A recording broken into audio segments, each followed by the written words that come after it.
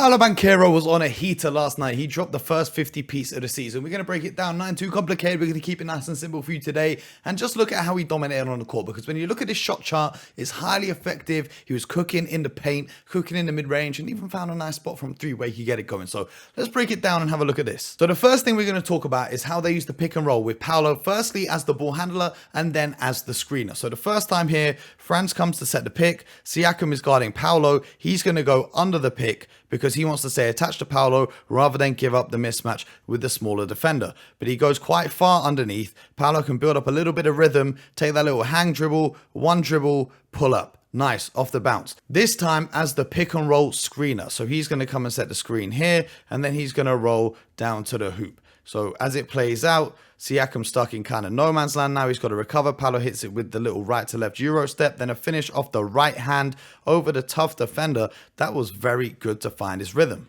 Now, the mid-range bag is really exciting because the Orlando Magic had a problem in the playoffs last year with generating offense. And if he can get to this mid-range, which we know is the space that opens up, this is going to be elite for the Magic. So here, Paolo gets into some dribble combos, going through the legs, cross through the legs, a little step back to see what the defender's going to do. He knows Miles Turner's a shot blocker, so he doesn't want to come out too far from the paint. He sees that little left to right, gets the defender shifting backwards. You can see the momentum of Miles Turner going this way, and Paolo pulls up and hits another jump shot. So just right off rip, the first 3 minutes of the game, he's found his rhythm. This time, he's in the corner. The Pacers are setting back in a little 2-3 zone defense right here. As he attacks off the catch, he's attacking their weakest defender, Tyrese Halliburton.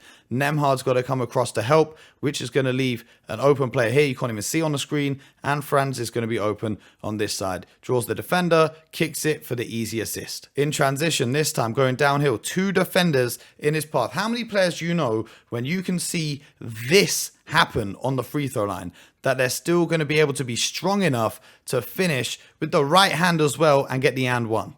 This time, coming downhill, look how high they're setting the screen. Setting the screen on Obi Toppin right here so he can build up a head of steam to go downhill. There's the screen kills him. Paolo goes to his right-hand side, brushes off the defender, comes back in and finishes with a huge dunk. This time, Paolo, in his mid-range bag, he posts up Obi Toppin. You can see the defender reaching. He does a great job of, look how low he keeps the basketball to avoid the defender swiping at it. Look. And then he just rises up. He's got the high advantage. There's a nice pull-up. This time again, Obi Toppin guarding him. He's giving him a little bit of a cushion because he doesn't want to go into the paint. He rises up and knocks down the shot. And because he's cooking so early in this game, he got to like 37 points at halftime. He's cooking so much that the entire defense has to pay attention to him. Here, he's got Miles Turner on an island. He drives to his right, spins back. Now look, the entire defense has collapsed. You've got 4 Indiana defenders in the paint, and you've got this guy right here looking at Paolo, worried about which of these 2 guys the pass are going to, but instead, the pass is going to go to the corner, find Wagner, who hits the 3. This time, Jalen Suggs sets a little screen on Siakam, just enough. He gets just enough contact to throw him off a little bit. They're desperately trying to get Tyrese Halliburton off of Paolo, so Siakam now has to recover. But as he's recovering, look how much space he's got. You can't give an NBA player that much space. We talked about this. He's going to knock that down. And this zone of the court that you just saw him hit that shot for, this is where he really heats up. This kind of hot zone, if you were playing NBA 2K25.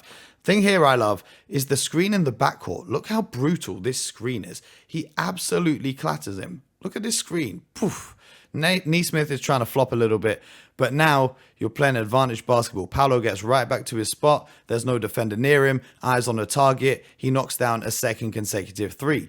This time, he gets the ball in that hot zone again, and he's shooting this with confidence now. He's just hit 2 threes from that exact spot. He's going to hit another one. He's now being guarded by Andrew Nembhard, who we know he has a high advantage over. So he's going to take a few size-up dribbles, a little in and out. He's pulling up and shooting this because no matter how high Nembhard reaches, he's barely at the eye level of Paolo Banchero. So that's going to be an easy shot from, again, the same area on the court where he's just hit 3 consecutive shots. Now just look at how Paolo can create the separation. He's being guarded by Obi Toppin, who's not a bad defender.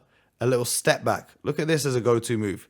Jab and step back into another mid-range fader. And Paolo Banchero has become so strong over the offseason, he's now a one-man wrecking ball. He rejects the screen, full head of steam, downhill, once again over 2 defenders in the paint, and manages to finish. Anytime you guard him with a weaker defender, he's going to take that to the rack, and he's going to finish strong, get another and one opportunity. Now, this play I love. This play won't show up on the stat sheet, but I love this play the most. This is tied game, 38 seconds left.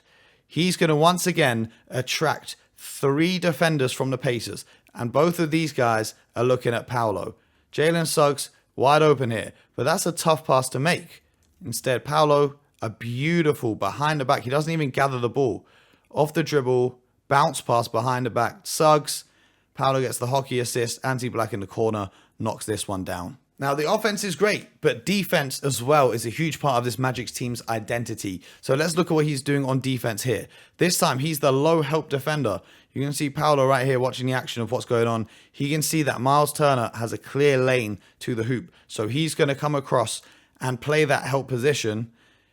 And he rises straight up, both hands up, not reaching, and does enough to deny the shot. The Magic go the other way. This time, he gets a beautiful block on Isaiah Jackson right here, and then he plays great defense. Just look at his body position. He's standing straight up with his hands in the air. He's not reaching over. He's not committing a foul. Forces the shot clock violation.